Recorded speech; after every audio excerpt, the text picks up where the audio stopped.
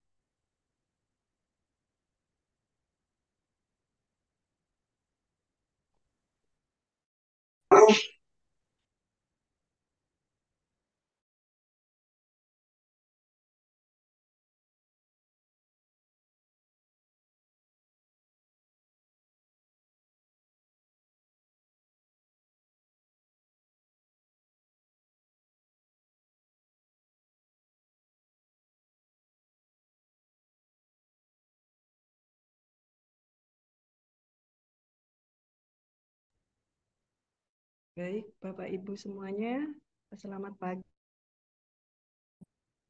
Eh, Segera kita mulai, Bapak Ibu semua ya, Pak. Izin yang kami hormati Direktur Pasaran Umum Kereta Apian dari Kasubdit Jalur dan Bangunan KA Wilayah 1.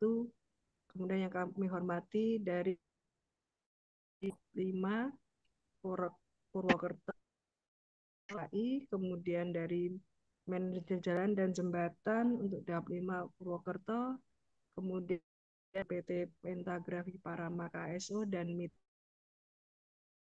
dari konsultan PMU. Kami hormati juga dari teman-teman PTP dan kegiatan pengembangan 2. Warahmatullahi wabarakatuh. Selamat Waalaikumsalam pagi, warahmatullahi wabarakatuh. salam sejahtera. Ini izin kami memimpin kegiatan pembahasan terkait laporan pendahuluan pekerjaan DED penanganan daerah kroya. Juga bahwa kegiatan ini sudah mulai dilakukan kontrak pada tanggal 26 Oktober dan itu pekerjaannya adalah selama. Nah, jadi untuk kesempatan pada pagi hari ini yaitu pemaparan terkait pembahasan untuk mempersingkat PT Pentagrafi Parama KSO dan PT Mitra Skala Utama dapat menyampaikan pendahuluannya. Kami persilahkan. Baik, terima kasih Bu Pimpinan untuk kesempatan kami pada Pentagrafi dan Mitra Skala Utama untuk mendengarkan hasil laporan pendahuluannya. Untuk itu mungkin izin share share screen,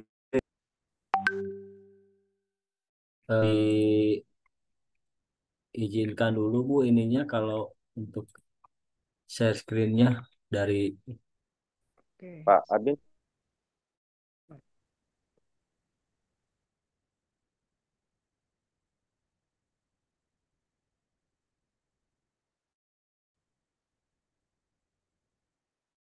Izin. Baik, gimana ibu-ibu sudah terlihat?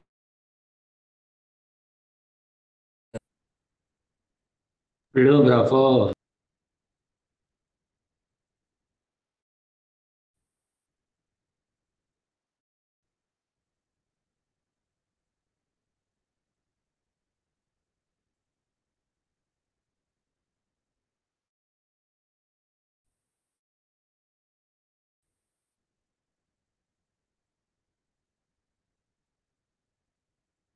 Ya,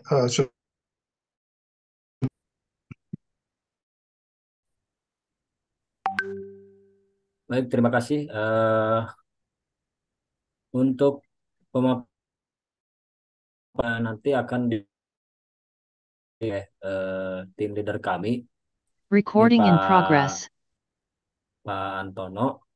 Kemudian di selain itu nanti tim teknis atau tenaga ahli kami juga akan menyampaikan perihal paparan sesuai dengan bidangnya masing-masing. Mungkin Pak Antono, silakan untukkannya. mungkin diperbesar nggak Pak ya?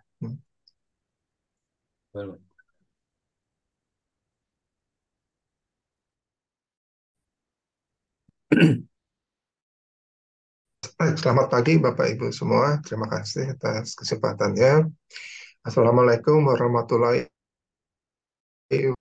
Baik, jadi Waalaikumsalam. akan segera mungkin mempresentasikan laporan pendahuluan yang telah kami lakukan. Gitu. Jadi Detail Engineering Design DED penanganan daerah rawan longsor antara Banjar Kroy. Next. Baik, jadi untuk latar belakangnya adalah karena pada saat ini jalur antara Banjar dan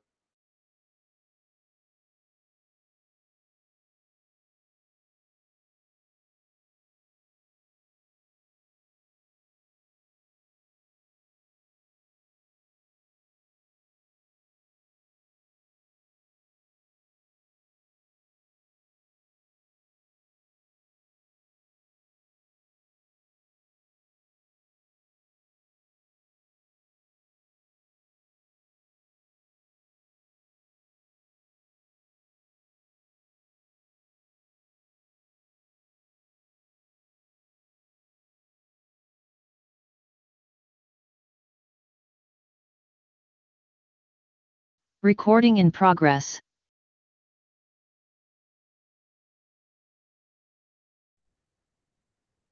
Betul Pak, terputus, mohon maaf.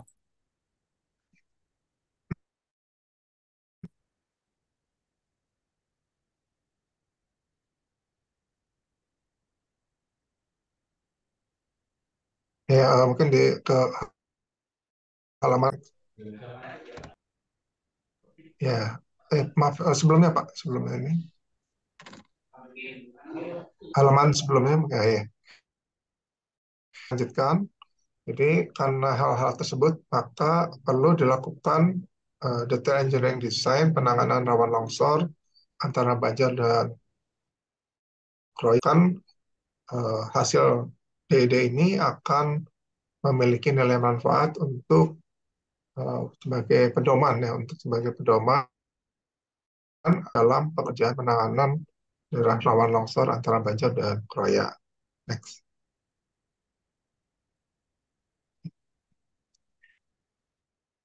Nah, yang kami lakukan, sebenarnya yang pertama adalah pengumpulan data sekunder.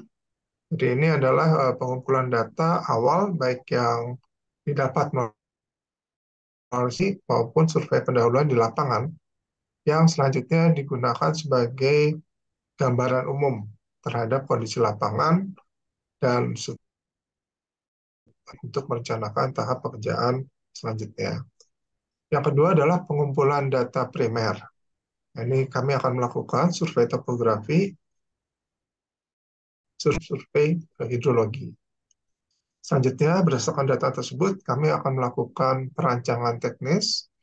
Ya, jadi kami akan mengevaluasi, membuat eh, yang mencakup beberapa alternatif, lengkap dengan perkiraan biaya kasarnya.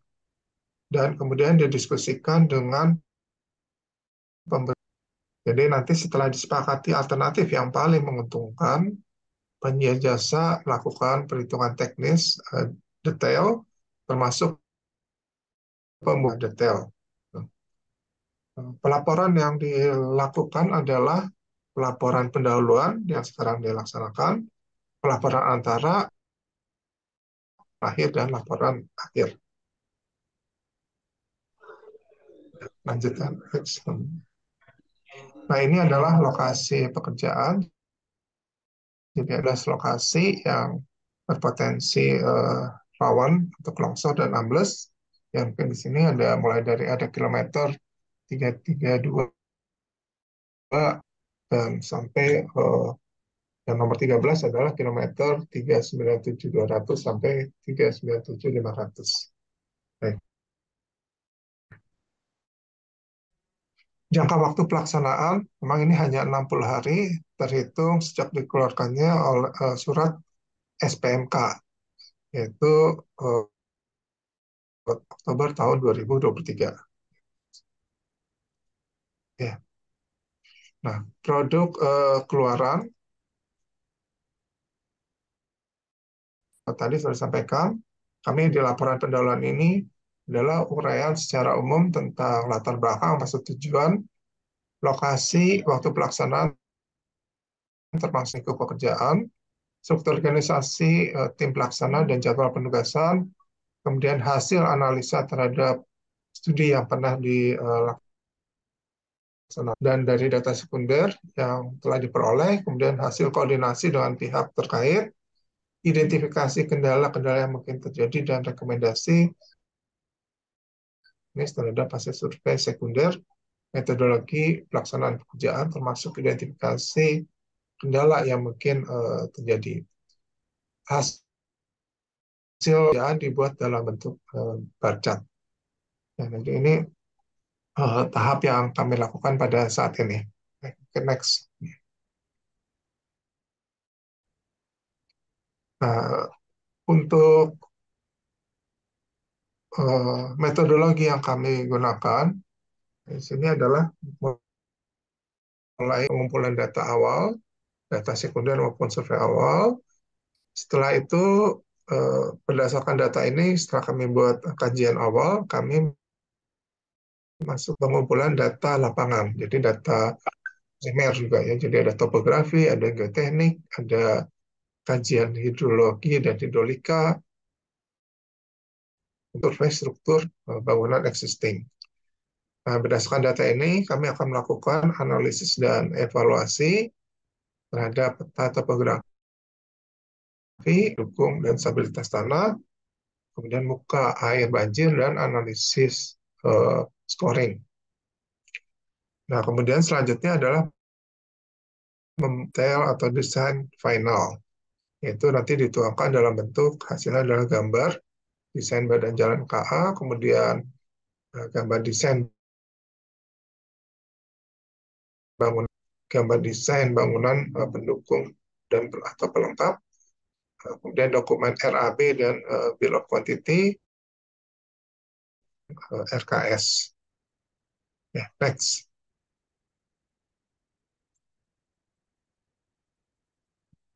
Ya, next Pak.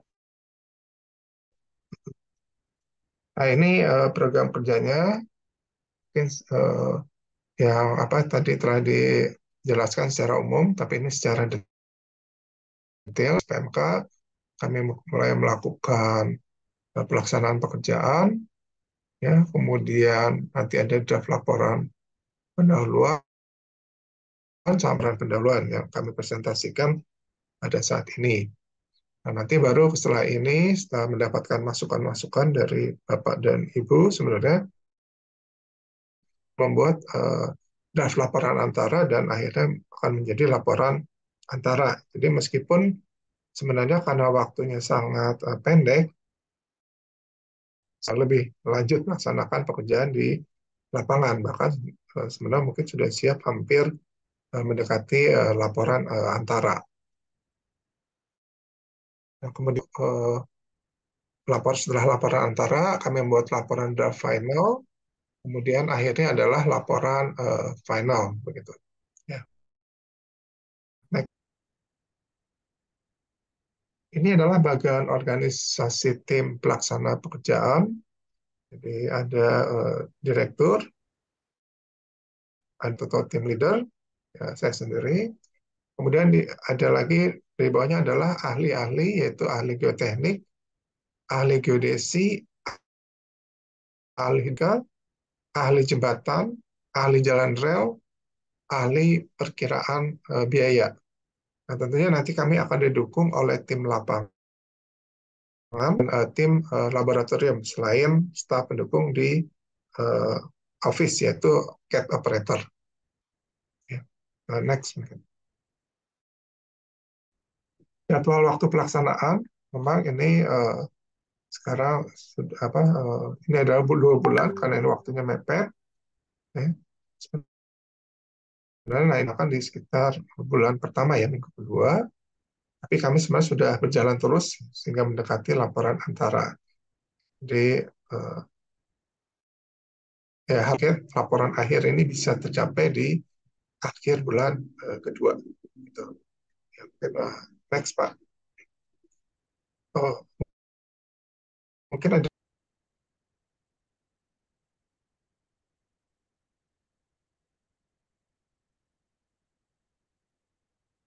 Oh ya. Nah, ini kegiatan yang telah dilaksanakan, yaitu ada survei pendahuluan, kegiatan survei topografi adalah sudah kegiatan survei geoteknik sekarang juga sudah 30%, kegiatan survei hidrologi dan yang lainnya. Ya. Mungkin, next ya Pak.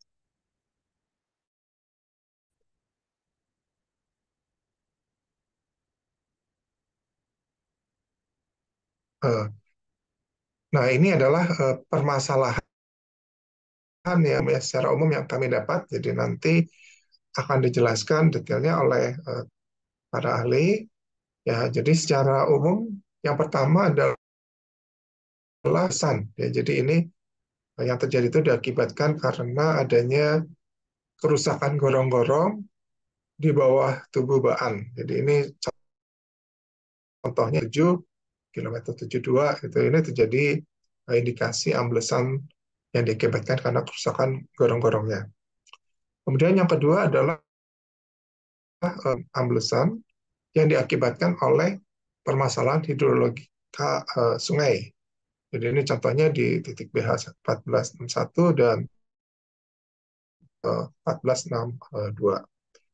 Dan yang ketiga adalah penurunan abatement akibat kerusakan di sungai. Ini di daerah BH 1462, 332, 500 sampai 100. Kemudian ada longsoran dan amblesan pada badan jalan rel ya yang diakibatkan adanya rongga-rongga. Nah, ini ada punya rongga-rongga yang berada di bawah badan jalan rel. Nah, jadi ini contohnya adalah di kilometer 392 plus 58 sampai ya ini di 500 sampai 800 meter. Dan contohnya koridor Mas Sikampu Kroya. Mungkin Pak ini ke Mas tadi mengenai kemajuan pekerjaan. Nah itu. Ya. Baik, jadi untuk kemajuan pekerjaan sampai tahap ini mencapai sekitar 28,792% dari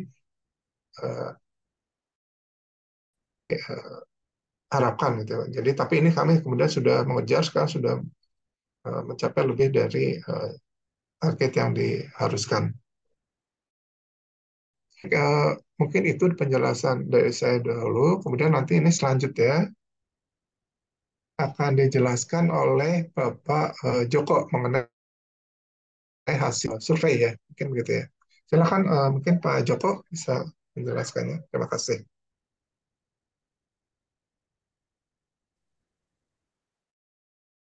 Atas waktunya. Assalamualaikum warahmatullahi wabarakatuh. Untuk kegiatan survei pendahuluan ini kami kan beberapa tinjauan ke lokasi. Mungkin kami sajikan di slide berikutnya untuk menjelaskan bahwa kita juga mendapatkan data-data hasil kajian pekerjaan sebelumnya dan data laporan dari lapangan mengenai amblasan dan mutirawan.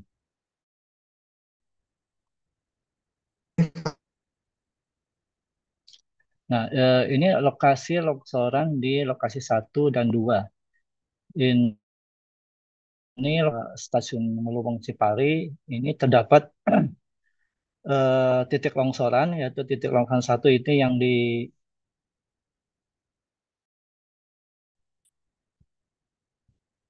lokasi dekat pertemuan di antara sungai. Ini di paling bawah terjadi gerusan. Kemudian di 1462 ini juga terdapat longsoran akibat gerusan sungai. Jadi Temuaga ini terdapat longsoran. Kemudian adanya indikasi di BH 1462 ini adanya bangunan bawahnya sedikit bergeser. Kemudian next.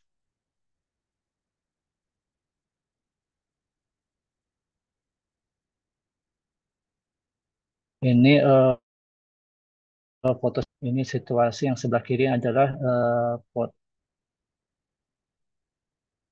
foto lokasi di BH 14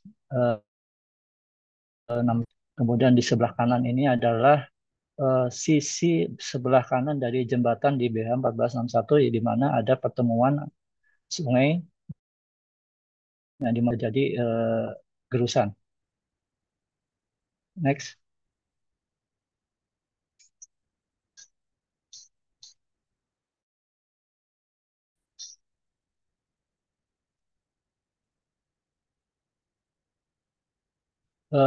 Untuk selanjutnya di lokasi 1462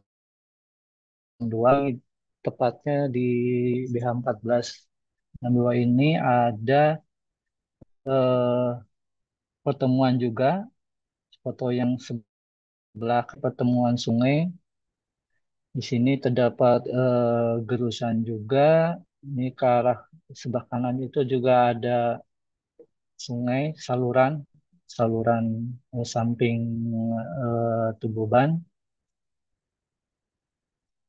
Kemudian di foto sebelah kiri ini adalah menunjukkan adanya longsoran di sisi kiri Tububan itu sendiri setelah melewati BH 1462. Ini untuk penanganan telah dibuatkan dengan cerucuk rel dan bronjong batu kali. Next, lanjutnya. Untuk lokasi berikutnya ini di kilometer 366, 475 sampai ini ada indikasi longsoran itu di sisi kiri seperti di dalam skema ini, sisi kiri setelah melewati 5 ini ada di kanan kirinya. Untuk kondisi lapangannya bisa dilihat yang kiri atas, dan ini kondisi longsorannya sudah ditangani dengan penanganan sementara berupa bronjong dan cerucuk rel. Kemudian selanjutnya untuk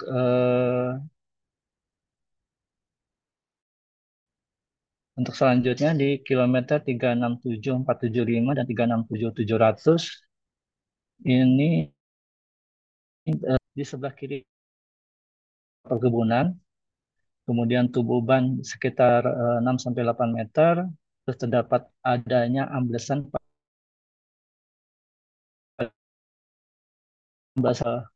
berada di lokasi BH 1507. Jadi indikasinya ada di BH 1507 sehingga mengakibatkan tubuh ban di atasnya terganggu. Next. Hasil selanjutnya di kilometer 370, 775 sampai 37.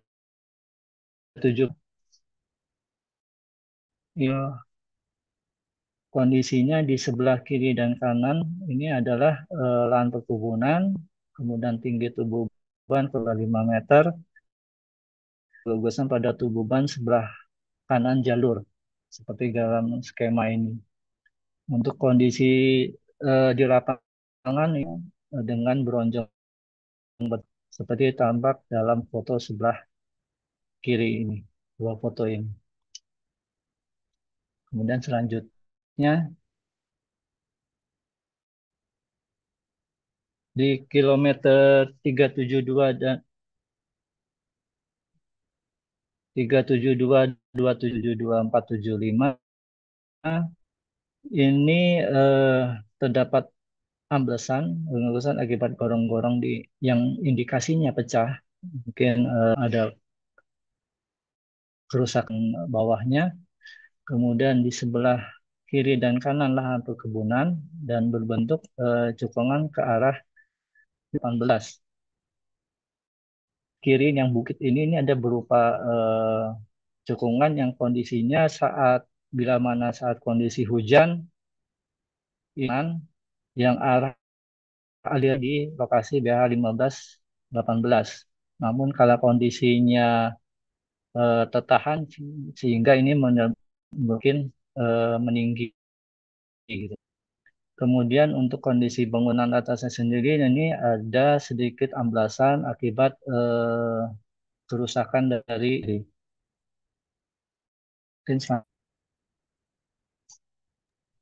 Izin Pak Joko, bisa ya. ini Pak. Nah, yang ini dengan 372.275. Nah, ini kan kita dari Iya. Daop 5 itu kan sudah mengantisipasi ini Pak yang sudah kita buat Pak.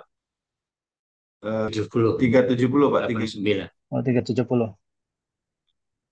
Nah, ini kan Iya. kita sudah melakukan ya.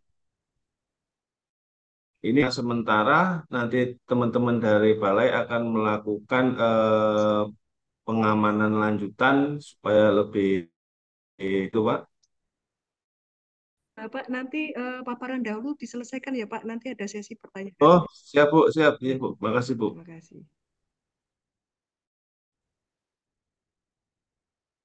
Kan Bapak paparannya ya. Tadi sampai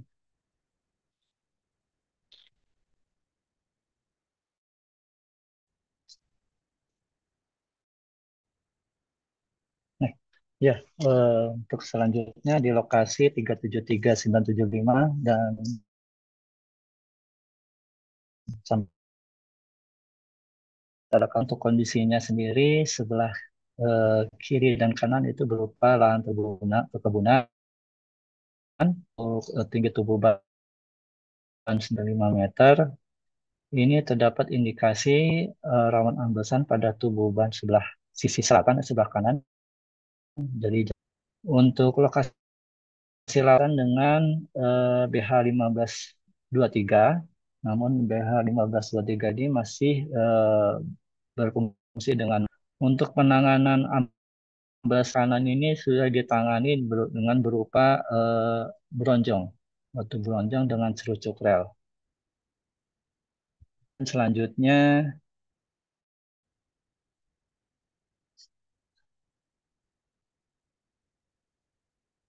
di lokasi 3 di lokasi 375.480 sampai 375.58 ini untuk kondisi existing-nya sebelah kiri dan kanan ini adalah berupa lahan sawah.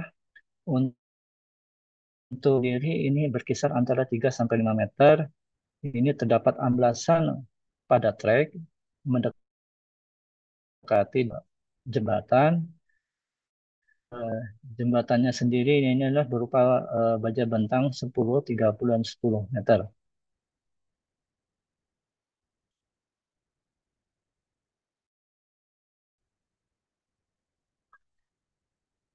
Untuk lokasi selanjutnya di kilometer 376 103 antara Jeru Lebeng. Ini kondisinya adalah sebelah kiri dan kanan ini. Kemudian untuk tinggi tubuh ban sendiri adalah 3 sampai 5 meter. Untuk tidak kondisi tempat ambesan yaitu paling dominan itu di sebelah kiri seperti dalam skema ini. Untuk penanganannya sudah dengan penanganan sementara Bujong dan Cerucuk Rel untuk kondisi lapangannya. Next. Kemudian T392 500 sampai 392 800 antara Pangol Sikampu. Di sekitar adalah buhan, kemudian tinggi tubuh ban berkisar antara 3 sampai 5 meter. Kemudian ada indikasi gogosan pada tubuh ban atau sebelah selatan dari. Untuk penanganan yang sudah dilaksanakan itu berupa penanganan sementara, berupa penahan bala, jong, dan terus air seperti yang tergambar dalam foto.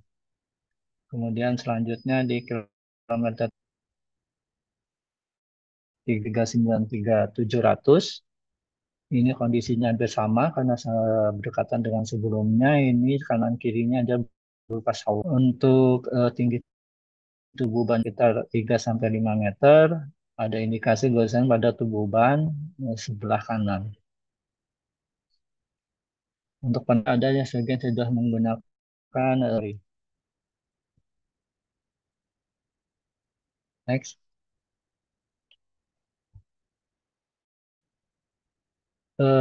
Untuk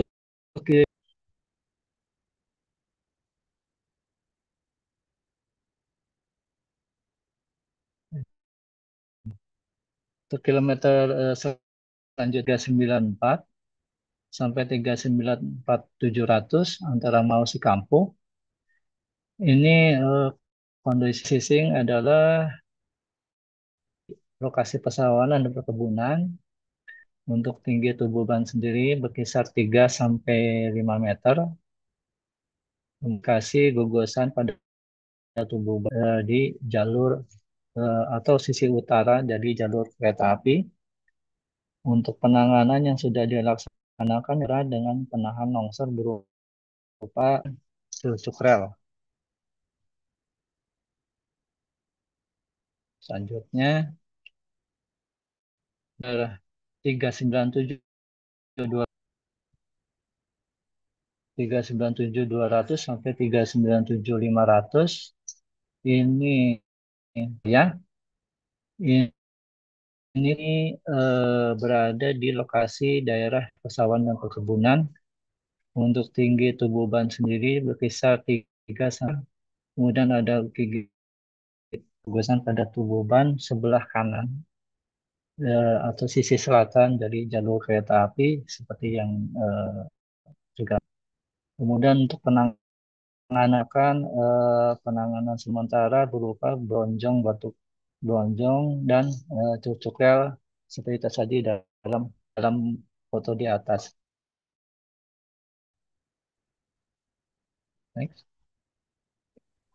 Baik, terima kasih Pak Joko ya. Untuk selanjutnya untuk Pak Yoko ya. Mungkin silakan Pak Yoko menjelaskan.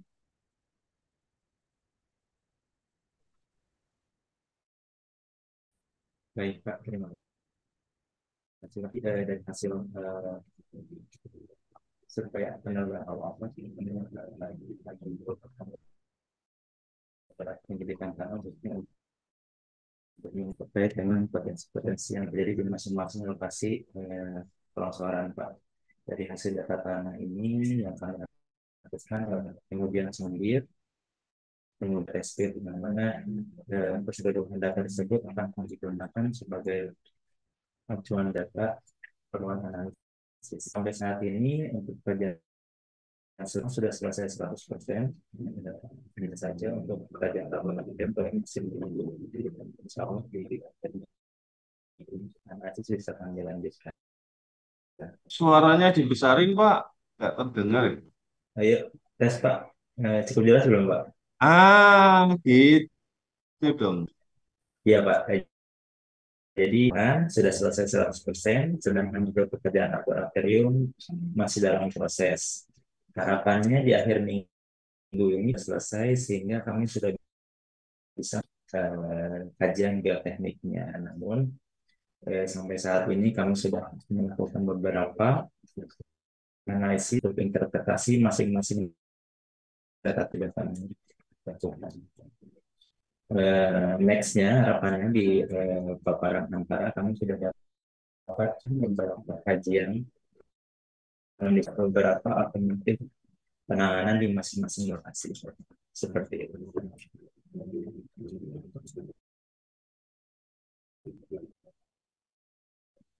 Ini untuk rencana-rencana pendidikan tanah yang direncanakan di awal, namun sekarang sudah selesai.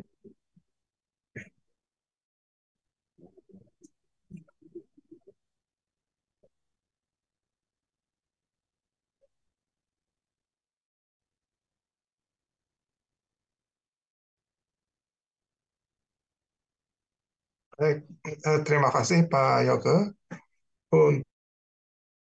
untuk sekian awal hidrologi. Silakan Pak Satria. Baik, Assalamualaikum warahmatullahi wabarakatuh. Kami ada tinjauan awal dari untuk aspek hidrologi dan hidrolika. Pada intinya,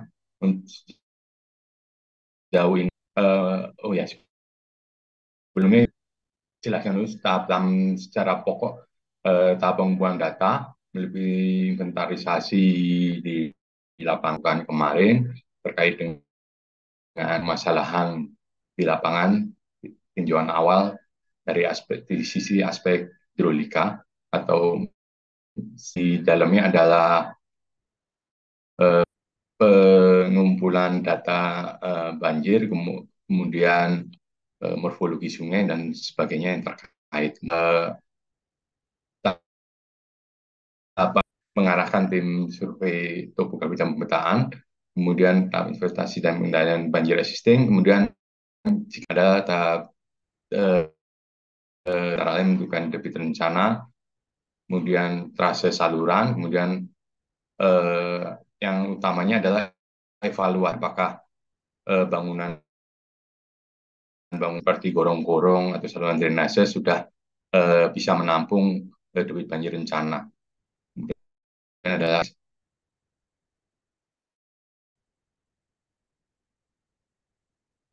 mungkin ini adalah secara umum saja bahwa permasalahan banjir, sedimentasi, kemudian yang disebabkan oleh perilaku perubahan morfologi sungai, kemudian adanya bangunan pilar jembatan, adanya perubahan morfologi horizontal, atau kemudian penanggulangan secara umum adalah untuk degradasi dasar sungai, penanganannya antara lain misalnya di jembatan, kemudian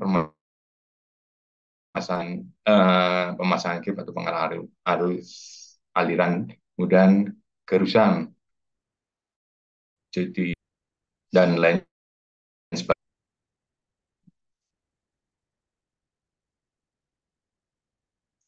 Nah,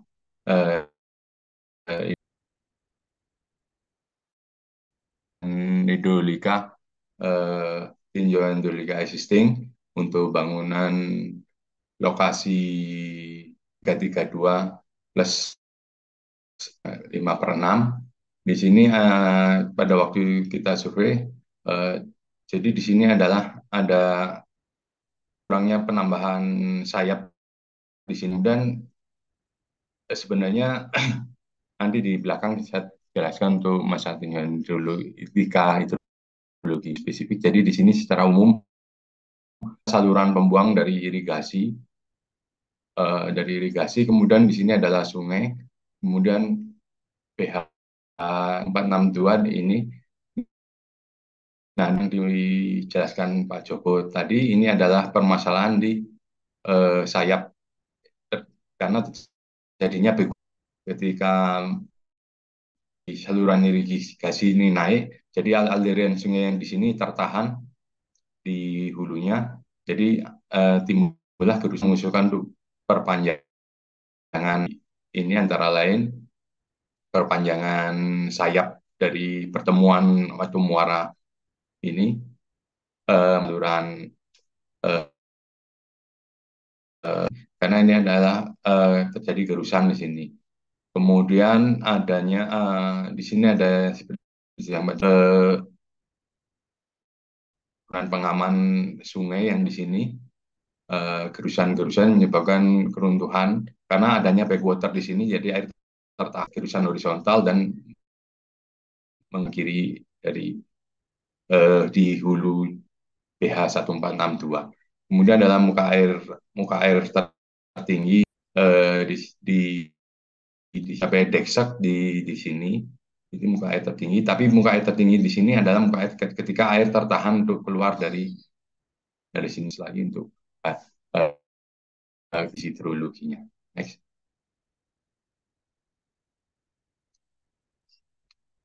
Nah, ini seperti yang tadi Tanggul perlu perpanjangan sayap kanan dan kiri kira-kira 10 meter di sini. Ini perlu seperti yang saya jelaskan, ini ada runtuhan yang di hulu tanggul ini adalah detail penjelasan yang saya sampaikan tadi. Nah, next.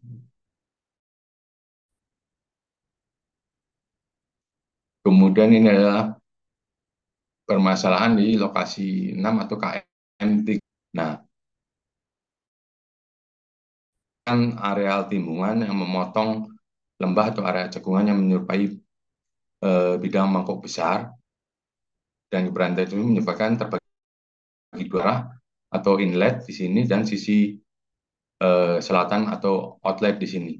Kemudian untuk kondisi outletnya sendiri sudah tertutup tanah di mana dimensi 0,8 kali 0,5 meter di sini. Kemudian ini adalah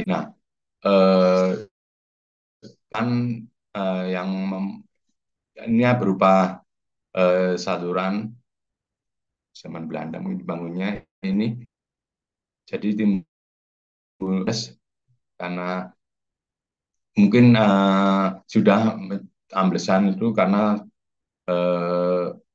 di terowongan atau kurang meter ini kurang lebih sudah terputus di sini. Jadi ketika hujan air berkumpul, jadi dia mengalir pelan-pelan.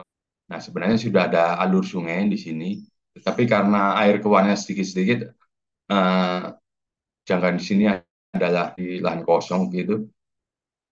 Jadi akhirnya di sini beberapa ruas sungai sudah diokupasi oleh pemukiman penduduk di sini. Kemudian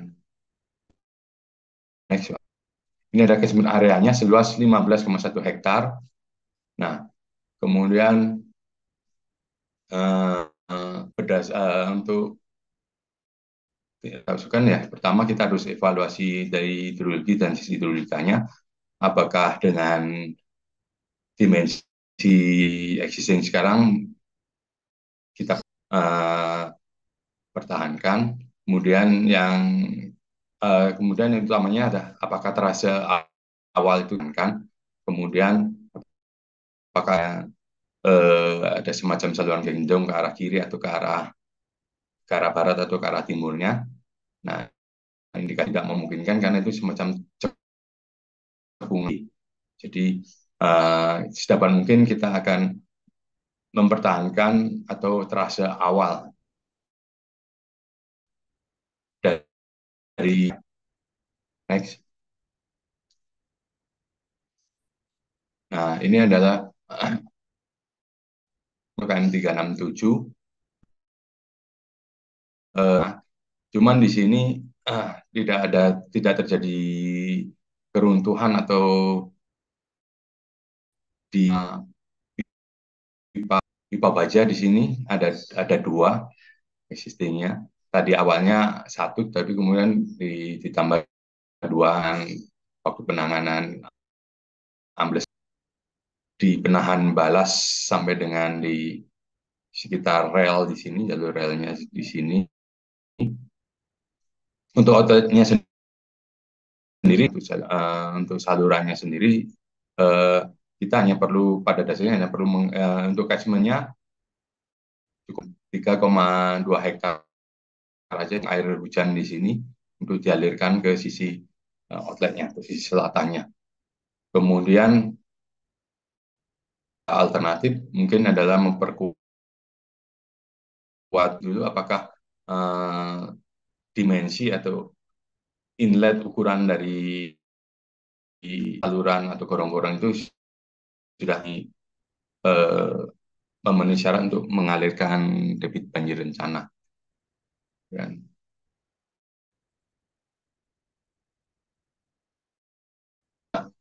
mungkin ini flowchart untuk perhitungan sistem drainase, dan ini adalah flowchart untuk perhitungan evaluasi sistem drainase itu. Menggunakan analisa debit banjir untuk metode rasional sesuai oleh SNI 2016.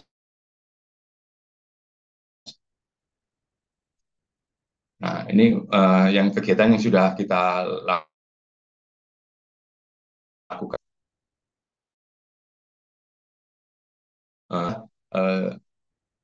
Step-step yang kita lakukan, yang pertama pengumpulan data, kemudian zaman, kemudian analisis. Nah, ini adalah perhitungan intensitas hujan dengan metode Talbot measurement, metode Siguro kita perbandingkan.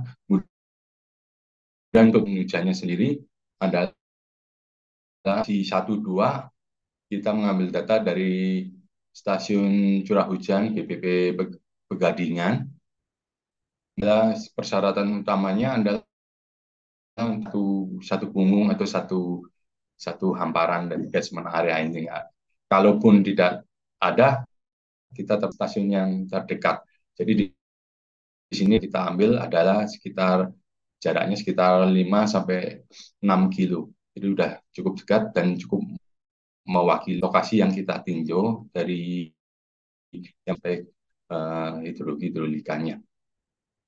Kemudian next, ini kita skip aja. Ini dan data dari data stasiun curah hujan ini, kemudian sudah memenuhi syarat untuk antara lain data tren, kemudian stasioner dan sifat independen. Kemudian untuk distribusinya, kemudian ini kita analisis. Ini adalah hasilnya. Kemudian next,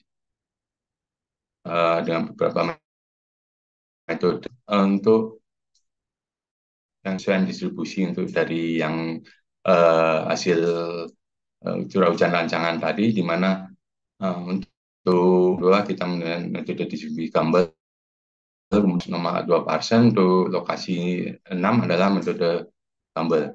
Kemudian baru kita melakukan perhitungan bersama Talbot, Sherman, dan Ishiguro. Mungkin untuk perhitungan lengkapnya bisa dilihat di laporan pendahuluan. Jadi untuk mentransformasi curah hujan menjadi debit banjir diperlukan curah hujan jam-jaman. Stasiun adalah harian. Artinya data tercatat ada kumulatif secara 24 jam. Kemudian ini adalah metode pola distribusi hujannya. Kita pakai 3 brand dan Wooden. Ini adalah Nah, ini adalah hasil akhirnya. Di sini kita dengan yang umum kita pakai di Indonesia adalah untuk persamaan intensitas hujan. Yang saya gunakan adalah metode IDF atau Intensity Duration. Ini adalah rujukannya. Kemudian periode ulang 5 tahunan. Maksudnya di sini bukan untuk menghitung biji banjir, hitung 5 untuk metode perhitungan intensitas curah hujan, di mana kita mengambil curah hujan 5 jam karena di itu maksudnya berlangsungnya selama 5 jam maksimal, itu terus menerus 5 jam. Jadi grafiknya adalah ini. Adalah persamaan yang kita pakai untuk menentukan debit banjirnya dengan skala ulang 5 tahun sesuai dengan peraturan yang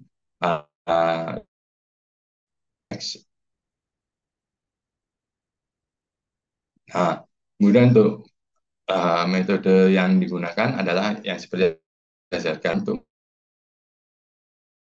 metode di sini adalah sama dengan CIA, di mana C ada koefisien pengaliran, kemudian ya ada intensitas hujan tadi dari kemudian ini adalah dari SNI tahun 96 ini yang sekarang masih ada rujukannya di sini adalah untuk desain drainase nasional data curah hujan, yaitu rainfall dan runoff. Ini yang kita pakai secara prinsipnya begitu. Next.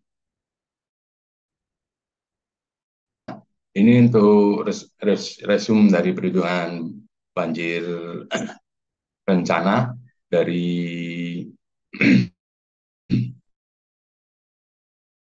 462 gasmennya 214,1 hektar dari data perhitungan tadi, kemudian dari koefisien yang kita ambil. Nah, ini didapatlah 40 meter kubik per detik. Ini untuk analisis untuk perhitungan hidrolikanya. Kemudian next.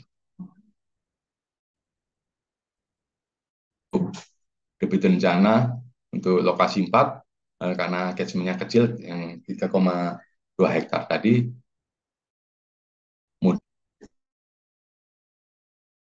adalah 0,652 meter kubik per detik.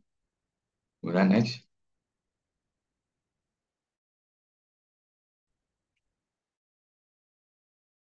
Untuk 3 km 372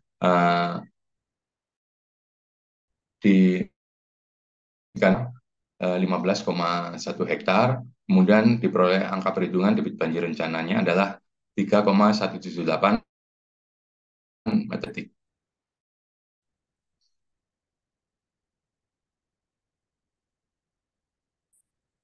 Dan ini adalah evaluasi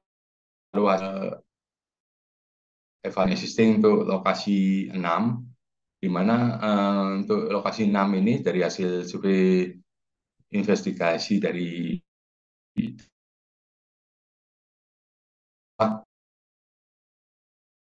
0,8, kemudian ini adalah 0,5.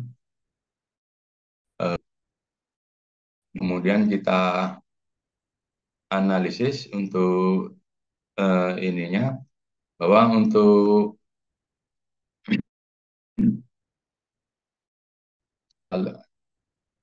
dengan beberapa metode, bahwa dengan untuk debit 3,178 ini tidak mampu untuk mengalirkan debit sebesar 3,178 tadi. Rencana 3178, jadi harus diperbesar metode itu Manning dan Striker di sini. Jadi di sini tidak mampu untuk dilewati. Nah, ini kemudian kita pakai jika kita memakai desain 2x2 dingin cover 2x2 kita pilih 0,4 dan dengan debit segini. Tapi kalau kita maksimalkan dari 55,956. Demikian pula dengan metode ini. Kesimpulan sementara begitu.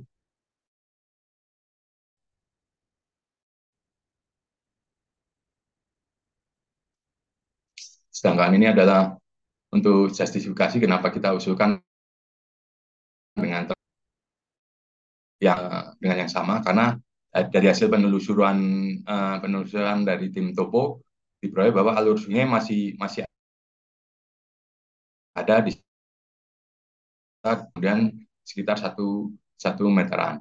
Jadi untuk konsep desain awalnya secara umum adalah terasa tetap memakai terasa existing, kemudian dimensi bokavet direncanakan 2x2 dengan alasan pertama adalah mensukseskan di outline-nya nantinya alur sungai existing rata-rata 2 meter, kemudian kedalamannya adalah 1 meter di atas MAB. Jadi cukup visible di sini dan visinya 2,2. Fasi bokavennya sendiri kita naikkan sekitar 80 cm, 30 cm dari outlet dan inlet kita rata naikkan 80 cm karena kita harus mengejar bahwa kecepatan izin untuk saluran sangat itu maksimal adalah 3 meter per detik untuk kecepatannya, agar untuk menjaga tidak terjadi air dapat atau menggelontor di sini. Kemudian yang terakhir alasannya kenapa kita bersihkan 2,2, pertama untuk mengurangi juga sekitar 15 meter, kemudian ini timbunan sekitar 7-8 meter. Artinya kalau kita besarkan di samping memudahkan untuk maintenance-nya, nanti orang bisa masuk juga untuk mengurangi timbunan di atasnya juga. Ini. Next. Kemudian untuk evaluasi gorong-gorong existing di lokasi 4 atau KM mana debit. Jadi di sini luas kecepatan aliran pipa jadi besar, nggak nampak di bawahnya. Jadi, untuk dengan dimensi pipa 2x60 cm ini sebenarnya lebih dari cukup, 0, cukup relatif kecil. Kemudian ini ada luas penambangnya, kemudian terakhir debitnya bisa ditampung.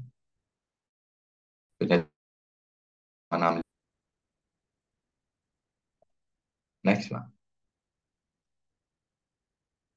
Nah, kemudian tetapi kita coba untuk kita ganti misalnya untuk bokavet dengan ukuran 1 meter kali 1 meter. Ini kapasitas debitnya sendiri bisa sampai 15. Kemudian elevasi muka airnya 0,8, lebih 0,651 ini. Kalaupun kita nantinya akan mengganti dengan ukuran 1x1 meter.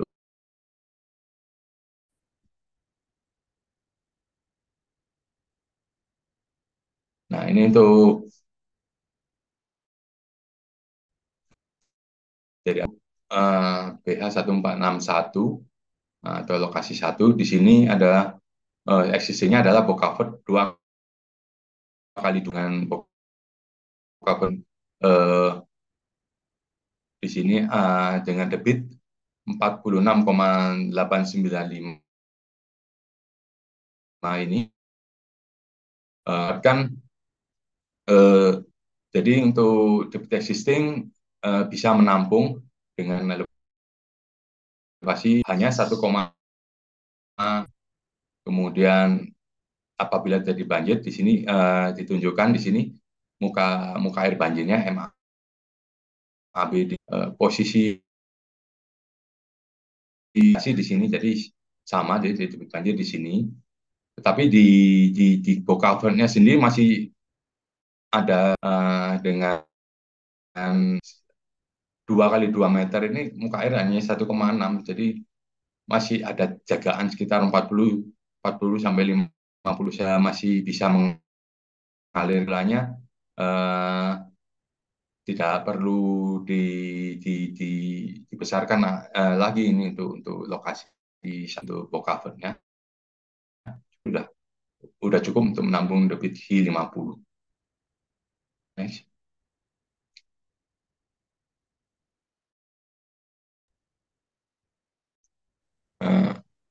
Nah ini untuk lokasi 2.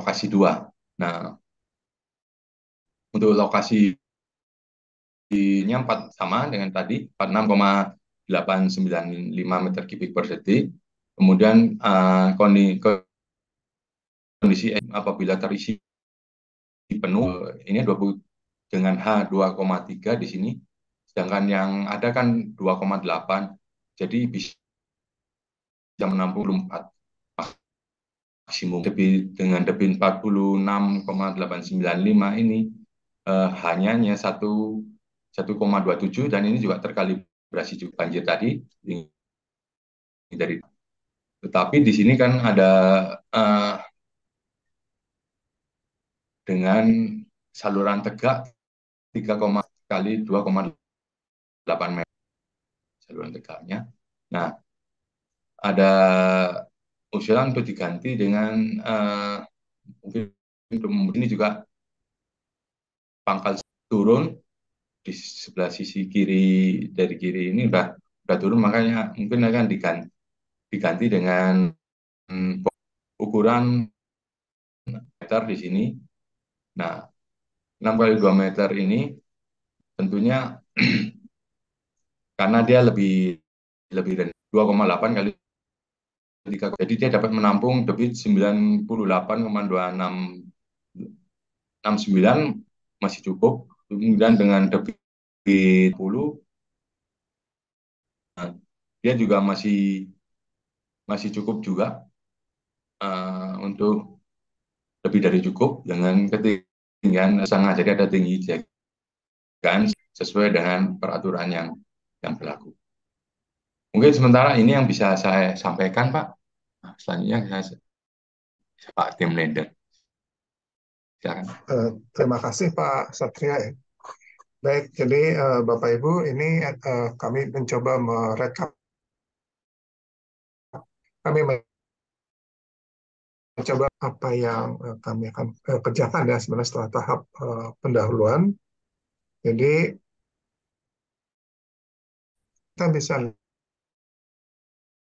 ya 11 lokasi ini kami sudah mencoba ya memberikan usulan desain. Jadi di sini juga kemudian usulan desainnya wall dan ada beberapa terkait dengan box cover. Nah, tapi ini memang kami buat sebelumnya ya Pak, pada saat melaporkan tahan. Jadi bisa saja ini akan mengalami perubahan setelah kami mendapatkan data yang topografi maupun tanah dan laboratorium. Gitu. Jadi finalnya dari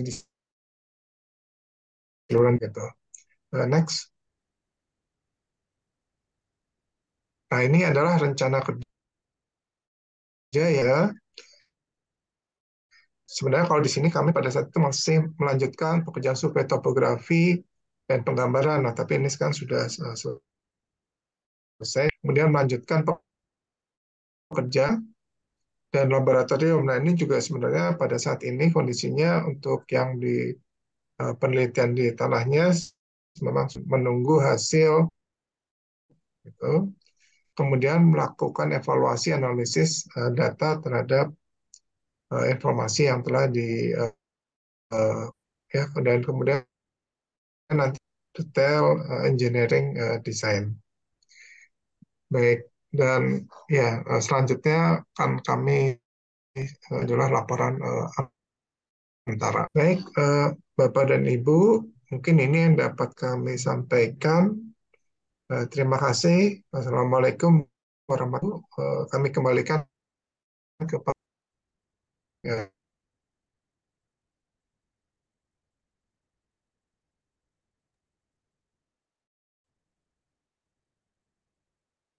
ini mungkin bisa. Baik, terima kasih Pak Tim Leader dan tim terkait pendamping. Bila mana ada pertanyaan, saya kembalikan Ibu pimpinan. Terima kasih Pak Husni Mubarak dan Pak Antono Damayanto dan tim ya. Brainstorming dapat kami sampaikan, memang kegiatan DED ini merupakan salah satu kegiatan yang ada di BTP, salah satu syarat dalam melakukan penanganan daerah rawan ya yang ada di wilayah BTP Semarang. Nah, memang kemarin arahan dari Bu Direktur bahwa kegiatan ini bisa secara menyeluruh. Jadi secara lintas satu lintas bisa dilakukan secara bersama ya. Jadi sepanjang lintas mana yang akan coba kita tangani. Mungkin nanti menyambung tadi pertanyaan dari teman-teman di JJ Daop 5 ya Bapak ya. Ini memang ini dan kemarin di tahun kemarin sudah ada DED yang diproses baik di Direktorat Prasarana maupun yang sekarang yang orangnya itu ini. Nah, untuk pelaksanaannya mungkin akan akan secara simultan di tahun depan, Pak.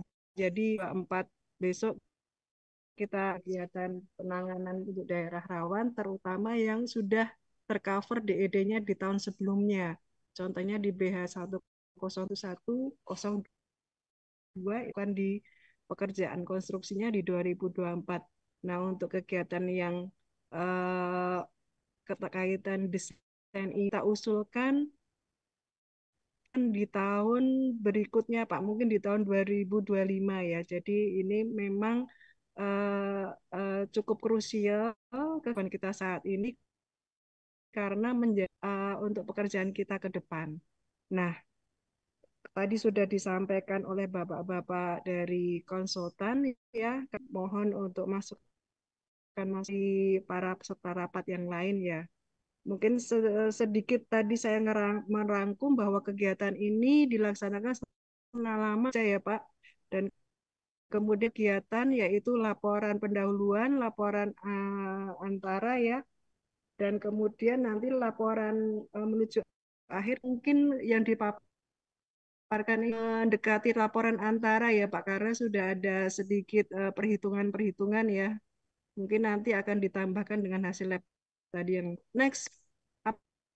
Apakah dirangkum ya, karena akan ada 2 atau 3 rapat lagi ya. Mungkin nanti karena waktunya hanya 2 bulan, nanti bisa laporan next itu bisa di apa di split ya. Jadi kan satu mungkin ya Pak ya, singkat waktu sebelum adanya laporan akhir ya.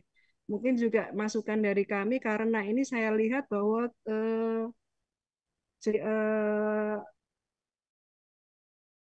spesifik ya ada 13 titik, namun tadi dibagi dengan 4 tipikalnya ya Pak. Ada yang ambil kesan dari gorong-gorongnya, ada dari gorong-gorong ya, indikasinya ya ada kerusakan persoalan hidrolika sungai, kemudian ada longsor, penurunan abutmen akibat gerusan di sungai, dan pada saya melihat ini scopingnya mungkin ada kegiatan apa saya juga mungkin ingin mengetahui bagaimana 11 titik dengan anu yang berbeda-beda ya, kasus yang berbeda-beda, kemudian nanti penanganannya juga saya pikir ini per titiknya ada yang dan ada yang mungkin nanti sektoral saja ya, karena tadi melihat ada catchment area juga yang harus di apa itu ya. Mungkin pada kesempatan pertama ini kami minta masukan-masukan dari Direktorat Pelaksana Perkeretaapian mungkin ya.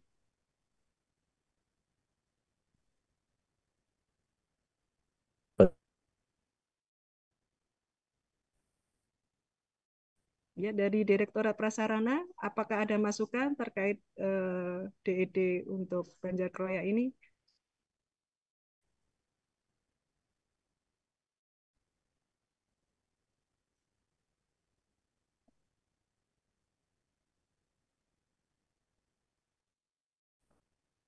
Bu.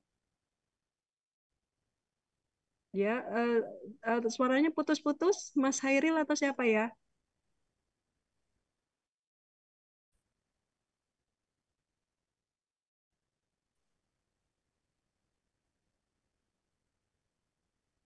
Dari Kasubdit Jalur dan Bangunan KM.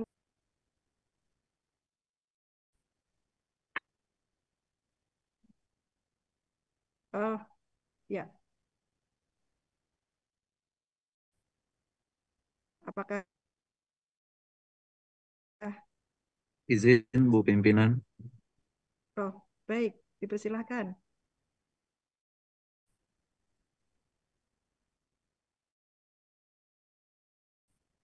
Terus ini Ya, yang terhormat Ibu Pimpinan Rapat, ya, izin Bu kami mau satu jalur dan bangunan KA wilayah 1.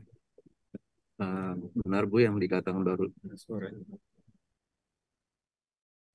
Bu, terkait data dukung yang memang pernah ada data dukung penanganan rintang jalan segmen Kauman Jeruk Lebih untuk kilometer 367 2 BH 1102 dan BH 11 BH 10077. Nah, mungkin titik-titik lainnya ditambahkan pada DD yang saat ini ya Bu. Berarti nanti akan ada data dukung yang diajukan lagi Bu. Nah, kemudian Bu, untuk penanganan banjir memang sebenarnya agak tricky ya Bu, karena kita tidak bisa satu titik saja melihat secara keseluruhan sumber banjir itu dari mana. Sehubungan dengan hal tersebut mungkin perlu terkait akan di titik banjir tersebut, apakah apakah lahan tersebut milik A atau mungkin kewenangan, agar nanti saat pelaksanaan penanganan di lapangan bisa terakomodir kebutuhan untuk penanganan. Mungkin sekian Bu, terima kasih. Baik, Mas Rizky ya dari Subdit 1 ya. Mungkin dicatat Bapak dari terkait dengan Iya penanganan Bu, banjir ya. dicatat. Inventarisasi kepemilikan lahan terkait nanti penanganannya deh. Mungkin tambahkan dari Subdit 1 ataupun Direktorat Prasarana. Izin Bu. Silakan Ya, Mas Hairil. yang kami hormati dari Balai Semarang dan juga dari KA Konsultan, izin Bu mungkin menambahkan saja kan tadi terkait penanganan yang terutama di BH ini ya Bu. Tadi mungkin kalau tidak salah data data dipastikan juga nih nanti curah hujannya seperti apa Bu, karena takutnya juga pengaruh ya Bu ya dari dalam nanti lapor ditambahkan saja data curah hujannya. Eh, Mungkin juga nanti sungainya berarti bisa juga tadi atau masuk ke dari PUPR-nya ini kira-kira kewenangan sungainya. Oke. Mungkin sedikit tambahan Bu untuk koordinasi. Terima kasih Bu. Baik, terima kasih Mas Hairil. Mungkin langsung ditanggapi saja Pak, terjen dan juga data ya di SDA dan Balai Sungai di mana mungkin.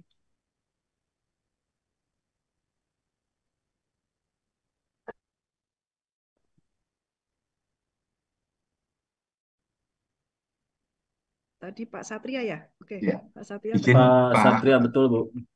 izin Pak Husni. Nah, jadi tanggapan untuk Pak Rizky tadi tentang kepemilikan lahan ya, agar lebih maksimal. Nah, contohnya di lokasi BH 372 itu Pak ya. Eh, di situ kan memang ah, kita mempertahankan trase itu salah satu karena masalah lahan nantinya. Karena dari mungkin bisa dibuka lagi lokasi 6 ya lahan. Jadi pada prinsipnya kita eh, mempertahankan ya langsung alur karena itu kan semacam cekungan ya, Pak. Cekungan yang semacam mangkok itu terpotong kemudian nah ini tuh Izin lokasi Pak, ini 6 ya. lokasi 6 misalnya lokasi 6 ini kan luas catchment-nya nih Pak ya. Kemudian di sini kalau kita lihat di gambar pengukurannya di sini tuh eh, atau saya buka CAT-nya ya Pak ya, izin sharing.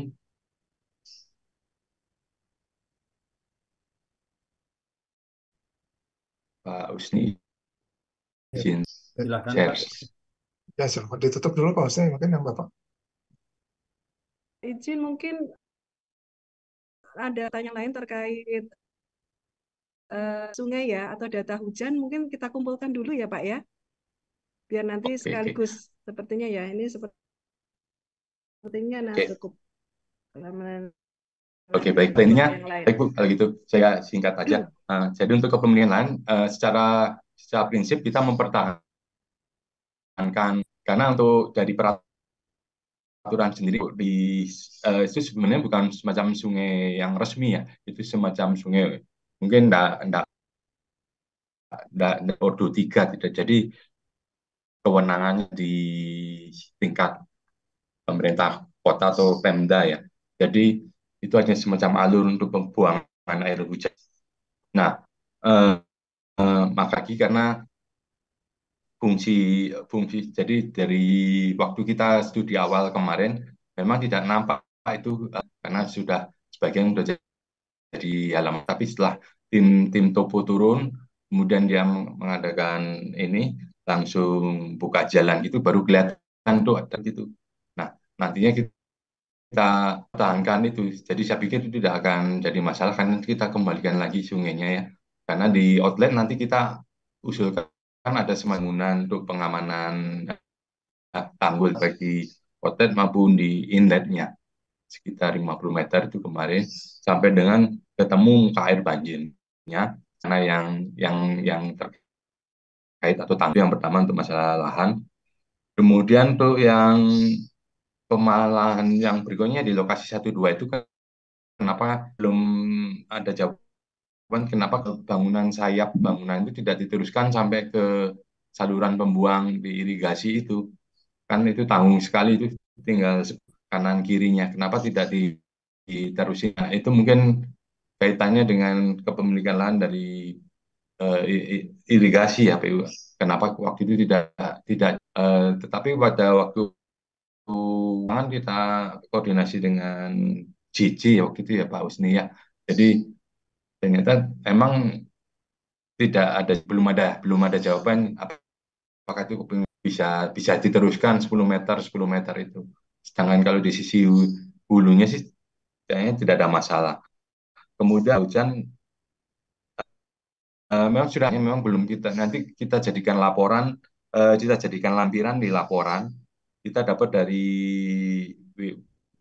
Sungai Serayu Opak, data itu sampai hariannya ada, bisa kita tampilkan kalau memang ada ini. Kemudian untuk kewenangan sungai sendiri, yang lokasi 1 dan 2 ini adalah dengan luas 214 hektar. Itu memang ada sungainya juga sungai yang terpantau hanya semacam untuk drainase masyarakat. Jadi biasanya kalau tidak terhubung dengan irigasi, karena irigasi atau pemanfaatan posisinya berada di kanan di saluran pembuang, jadi tidak ada bangunan-bangunan penunjang semacam bangunan bendung atau apa di situ. Tidak ada kendala masalah apa yang berkaitan dengan sungai ya. Karena kita batasi demikian juga pengukurannya juga kita batasi itu masalah sungai ini tidak jauh-jauh dari lokasi BH itu. Mungkin itu. Baik, Bapak. Penjelasannya ya. Nah, jadi nanti concernnya memang jadi satu topik ya terkait anak ini. Jadi nanti rekomendasi penanganan tetap memperhatikan kepemilikan lahan. Jangan sampai nanti kita sudah mendesain RW atau box ataupun tadi yang itu, namun tanpa memperhatikan tadi ya yang dimaksud ya di teman-teman yang ada di Prasilo 1 ya. Tentang nanti mungkin dicatat ya Pak ya, terkait itu kan untuk titik-titik tersebut, titik-titik penanganannya. Ya, baik Bu. Ya. Baik, mungkin kami mintakan kalau masih ada dari Prasarana ataupun Prasilo 1, kalau tidak ke ya masih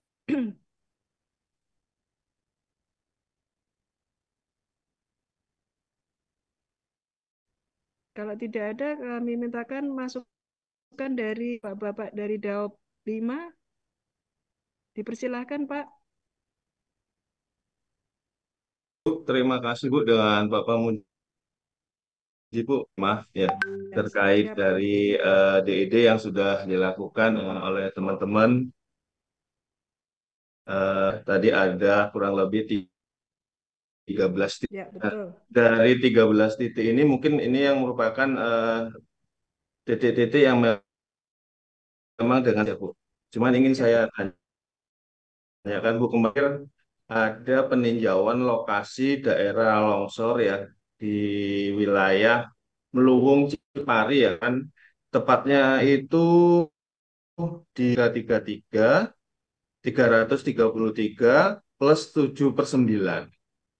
Nah, itu kami merupakan salah satu yang memang urgensitas, Bu. Ketika ada curah hujan tinggi, konon saat sekarang di curah hujan sudah mulai turun ya, Bu ya. Apakah bisa di titik tersebut ditambahkan di dalam 13 titik yang tadi sudah dibuat?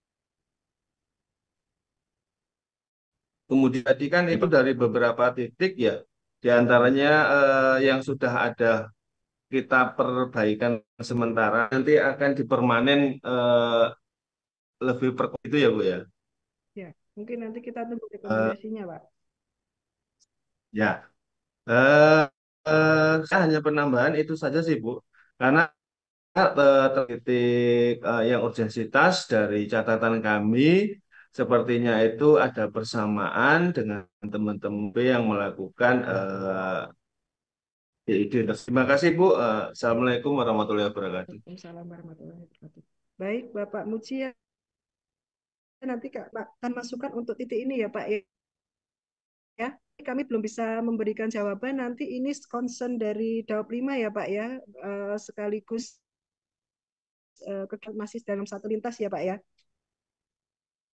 Jadi mungkin hanya sih kalau menurut hemat kami sih lebih baik masuk di sekaligus Pak. Jadi nanti penanganannya bisa tahan ya. Benar Bu, benar setuju Bu.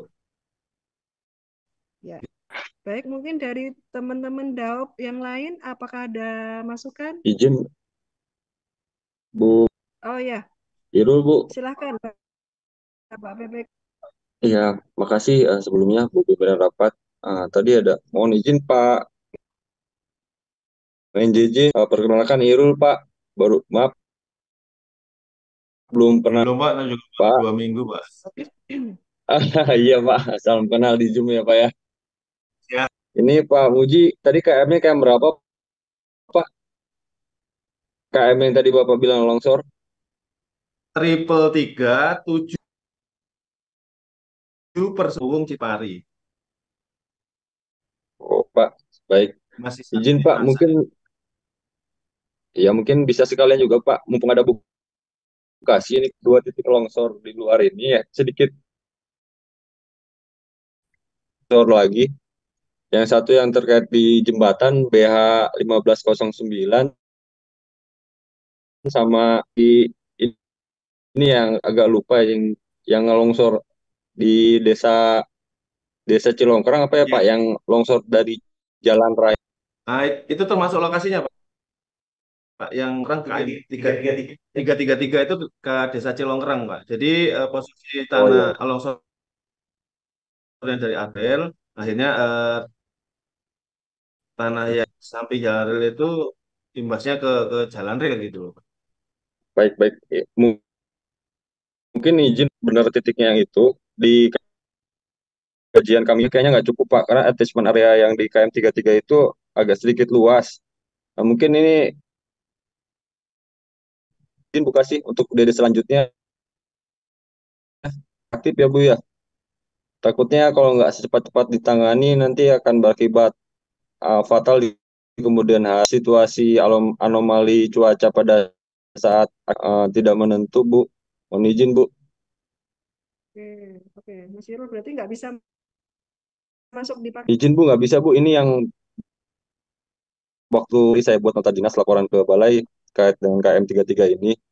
Mungkin kalau memang tadi dilaporkan sudah kan memang kayaknya harus ini cuma nggak bisa nunggu waktu, takutnya keburu fatal nanti malah jadi ketutup jalan keretanya.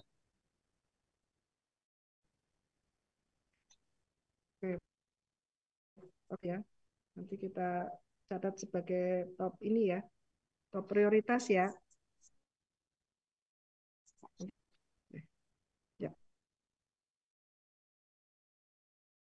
Kami berikan kepada Bapak Ibu dari PMU. Kalau dari DOP apakah masih ada? Kalau tidak, dari Bapak Ibu dari PMU dipersilahkan Pak.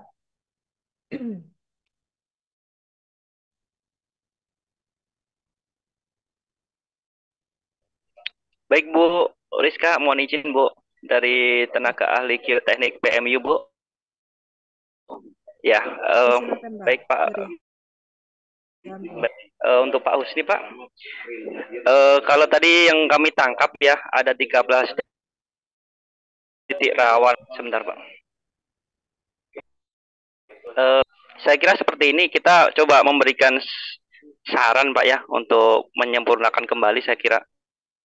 Saya rasa dalam laporan nantinya, entah itu di penda ataupun di final, terkait karena ada lumayan banyak ya 13 itu, saya kira nanti bisa memberikan penjelasan di dalamnya adalah kriteria kondisi yang disebut rawan longsor tadi Pak. Jadi kriterianya apa, sehingga Bapak punya batasan dan punya dasar untuk mengatakan bahwa itu rawan longsor. Bahkan Bapak juga bisa menggunakan itu skala priority, mana yang kiranya akan ataupun bisa ditunda. Seperti itu ya. Itu dari sisi kalau melaporkan kriteria tadi di situ. Yang kedua, dalam penjelasan 13 titik itu saya rasa secara geoteknik ya, secara geoteknik itu kan stabilitas lereng itu lebih jauh dari 2 dimensi Pak ya. Mungkin dari tenaga ahli geoteknik mungkin tahu juga dari tim Pak Husni ya. Artinya saya kira Bapak perlu jelaskan juga di situ dalam identifikasi area rawan longsor per titiknya itu dipaparkan dalam bentuk tampang melintang bentuk sketsa pun nggak masalah. Artinya misal gitu ya. Tampang melintangnya itu seperti ini loh, bahwa di atas ada jalur rel misalkan, di bawah ada, terus ini longsornya seperti ini loh, ini dugaannya. Sehingga Bapak bisa tahu nih gambarannya penyebabnya seperti apa, mekanisme longsornya seperti ya kan, seperti itu. Kalau tadi yang Bapak jelaskan kan hanya kita nggak tahu tuh bentuk longsornya seperti apa nih kan gitu ya. Kita nggak tahu. Tapi kalau Bapak bisa menjelaskan dalam bentuk itu, kita bisa lebih seberapa besar sih dampaknya nanti, karena ini terkait nanti priority juga ya di sisi Bapak, yang mana yang perlu dikerjakan dan mana yang perlu permainan sementara.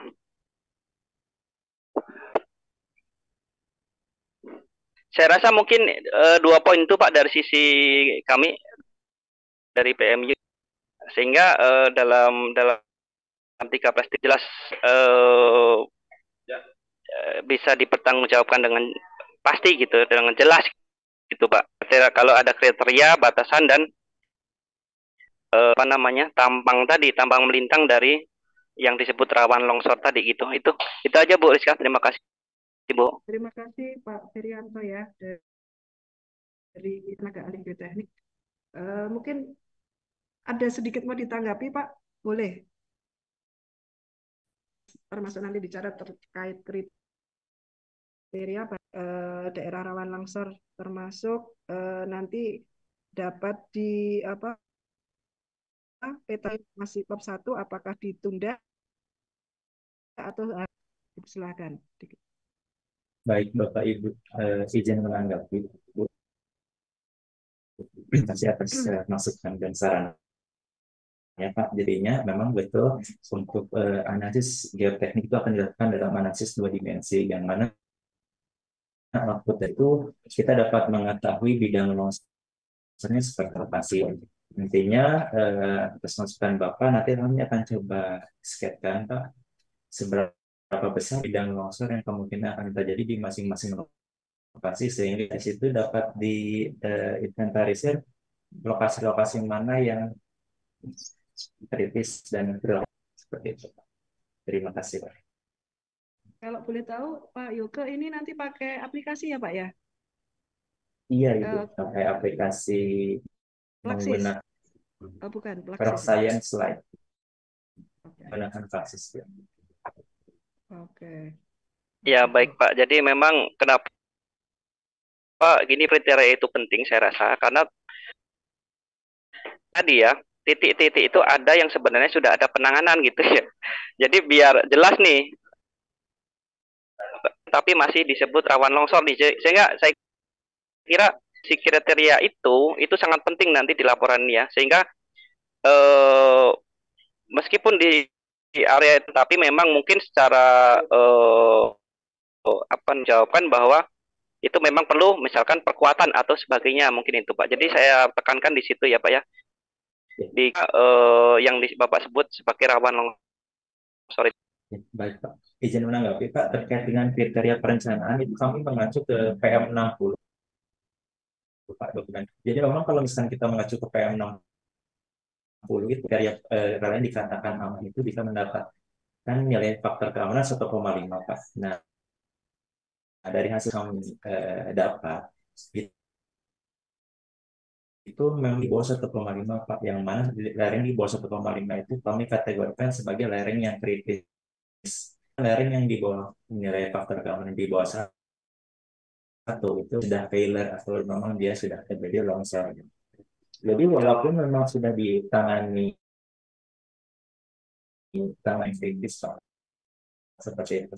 Kriteria perencanaannya mengacu dari mana? Kami mengacu dari PM 60 Pak. Di situ memang terset berapa nilai faktor resistif, berapa nilai faktor keamanan pada di gempa dan berapa deformasi penurunan yang diizinkan seperti itu. Nanti akan kami sampaikan juga pada selanjutnya terkait dengan kriteria-kriteria perencanaan. Terima kasih Pak. Ya, maaf Bu Rizka. Jadi yang saya maksud kriteria di sini mengikuti PM60 itu ada pedoman atau batasan-batasan safety factor ya. Cuman yang saya maksud kriteria di sini berbicara mengenai laporan kajian teknis ke kriteria mekanisme kegagalan geotekniknya Pak, atau yang Bapak sebut tadi rawan longsor ya. Artinya adalah lereng itu kan kriteria lebih kelandian lereng, terus tekanan air pori, infiltrasi air atau kerusakan erosi itu adalah lereng itu menjadi terganggu. Jadi di PM60, kalau PM60 jelas itu safety faktor berapa dan sebagainya. Tapi yang kita lihat nantinya kalau kriteria itu bisa bisa mengidentifikasi penyebabnya, itu nanti merujuk kepada penanganannya ya. Artinya ini titik ini karena lerengnya lebih ke kriteria teknis Pak. Itu Pak yang saya maksud. Tapi kriteria yang di sini itu lebih ke identifikasi permasalahannya itu kami identifikasi dari beberapa faktor, misalkan dari pengembangan pasir air, pengembangan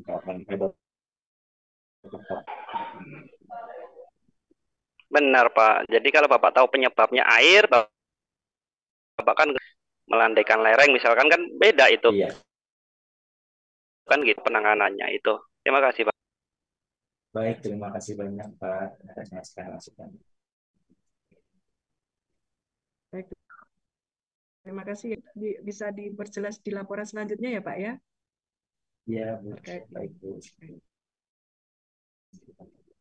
Baik, mungkin dari PMU, Bapak-Bapak yang dari PMU, kami persilahkan lagi kalau ada masukan. Bu Rizka, mungkin yang tadi belum mungkin ya Bu ya, dimasukkan adalah mengenai analisa desain terkait SMKP-nya Bu, sistem manajemen keselamatan terhadap detail desain yang meliputi DBP-nya, terus terhadap bentuk apa jalur trasenya, saluran itu seperti apa, merencanakan profil memanjang terkait dengan SMKP-nya lah Bu. Terus sudah penampang melintang salurannya dalam merencanakan itu seperti apa, tadi kan sudah ada. Terus yang jelasnya ini Bu, bangunan stabilitas sistem drainasenya itu seperti apa, terkait penjelasannya sepertinya belum ada ya Bu. Terima kasih Bu. Baik Pak, ini masukannya ada mau disampaikan atau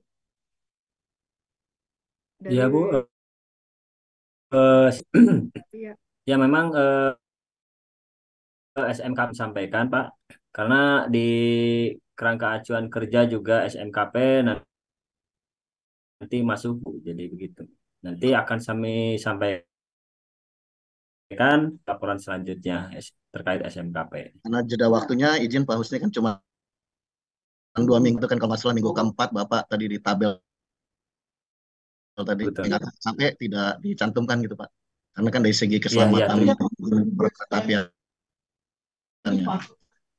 Terima kasih Pak sudah mengingatkan, jadi kami lebih mengetahui itu.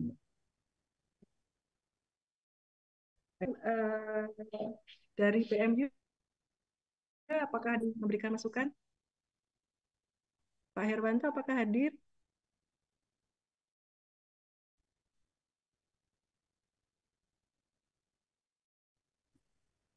Oke. Mohon izin Bu, sedikit Bu Rizka. Dipersilahkan Pak. Ini menambahkan apa yang disampaikan Pak. Memang di awal presentasi, di awal paparan itu kan dari konsultan sudah memaparkan adanya dokumen atau disebut desain finalnya. Nah, memang di dalam desain final itu apa yang disampaikan Pak Helmi tadi belum yang ada di sini, kemudian RAB, Bill of Quantity, dan kemudian ingin saya pertegas itu disampaikan Pak Helmi tadi itu yang berkaitan dengan keselamatan perkereta apian, juga mungkin karena menjadi jembatan antara proses perencanaan yang nantinya dilaksanakan oleh kontraktor. Mungkin dalam dokumen ini juga disampaikan juga mengenai metode yang di yang direncanakan oleh dari sisi konsultan, durasi atau waktu pelaksanaannya, Bu. Jadi proses perencanaan dan proses pelaksanaannya nanti itu ada ketersesuaian, sehingga dalam menyampaikan dari para penyedia nanti akan ada sama, misalnya peserta satu sedemikian, yang peserta yang lainnya pun juga menggunakan yang sama, dan untuk waktunya pasti akan sangat bermanfaat bagi pemberi tugas, di mana nanti untuk menentukan berapa lama waktu yang diperlukan melaksanakan konstruksi. Demikian Bu, saya kira. Terima Baik, kasih. terima kasih Pak Tony ya sudah diingatkan ya. Mungkin sedikit menggarisbawahi bahwa memang tugas DED ini selain dari hasil desainnya itu sendiri harus dapat melampirkan metode kerja ya. Jangan sampai nanti desainnya sudah jadi tidak bisa dikerjakan. Nah, ini wishlist ya terkait tadi yang disampaikan Pak Tony dan Pak Elmi ya terkait sistem keselamatan khususnya di perkereta, bagaimana nanti seperti tadi saya lihat ada beberapa bokang dan timbunannya tinggi ya. Nah, itu pasti harus memperhatikan bagaimana nanti pelaksanaannya Pak. Apa nanti ada apakah ada penanganan sementara terjadi runtuhan gitu ya, atau separuh-separuh atau seperti apa. Kemudian termasuk tadi bronjong ya. Bronjong sudah ada existing nih. Nanti minta rekomendasinya seperti apa, apakah nanti akan ada RW ataupun kegiatan yang lain ya. Nah, tetap memasukkan faktor perencanaannya ke depannya. Dan tadi diingatkan juga terkait schedule waktu pelaksanaan. Nanti mohon ditambahkan ya Bapak-Bapak sekalian. Ya, nanti kami lengkapi ya. Baik. Ya, sambil tidak melekat lagi dari DED desain, kemudian metode kerja juga nanti termohon nanti disampaikan juga bagaimana pemeliharaan ke depannya kami ini dapat menjadi acuan buat untuk dapat melakukan program-program selanjutnya terkait pemeliharaan. Baik, Bu. Oke. Baik, mungkin PMU apakah ada masukan lagi?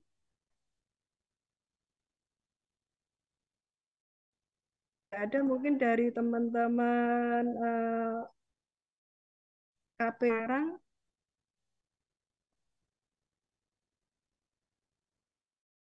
Baik Bu, izin Bu, nambahkan Bu.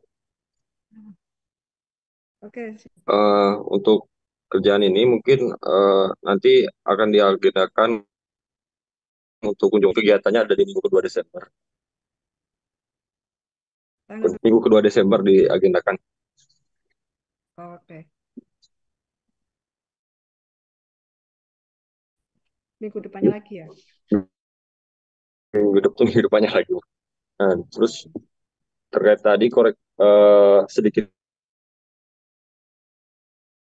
menyinggung terbuk di BH372, tapi yang paling signifikan itu ada di BH372. Mungkin harap ulang kembali dengan pihak aset dari Daop 5 supaya nanti mana-mana apakah perlu ada bangunan konstruksi bersinggungan dengan milik perorangan ya. Mungkin itu Bu tambahannya dari kami. Nih, dari KP2 ada yang mau menambahkan nggak?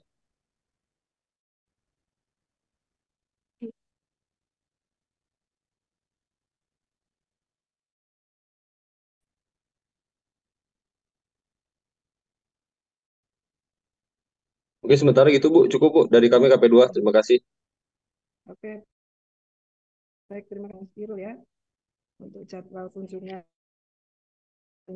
Samakan agendanya ya, karena kita juga akan ada kegiatan monitoring di wilayah barat nanti. Ada masukan lagi dari peserta rapat sebelum kami tutup?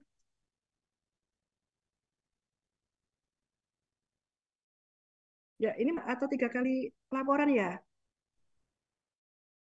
Betul Pak, 2 kali laporan lagi. 2 kali laporan, laporan antara sama Uh, Konsep laporan akhir. oke. Bisa on schedule ya.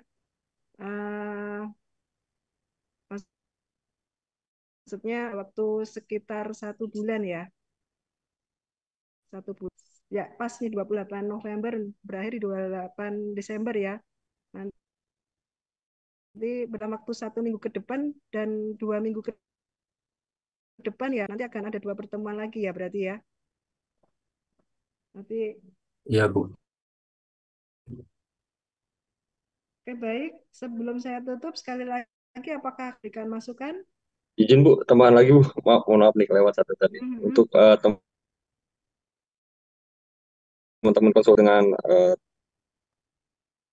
Menman sudah ditugaskan di tempat kami. Mohon izin dengan karena waktunya yang minimal, harapannya tetap timeline tentu udah 30% secara bobot. Namun beberapa catatan tadi yang agak sedikit perbaikan mungkin di kriteria terkait tadi ya geoteknik sama dengan mungkin Pak catatannya itu nanti, tapi harapannya dengan kemarin kita udah antisipasi dengan personilnya, jadi ada masalah ya Pak Usni mungkin. Iya Pak, nanti kami coba ini apa terutama di SMKP ya, walaupun di personilnya, cuman nanti kan itu kan terkait nanti hasil desain kami harus mengacu pada tan.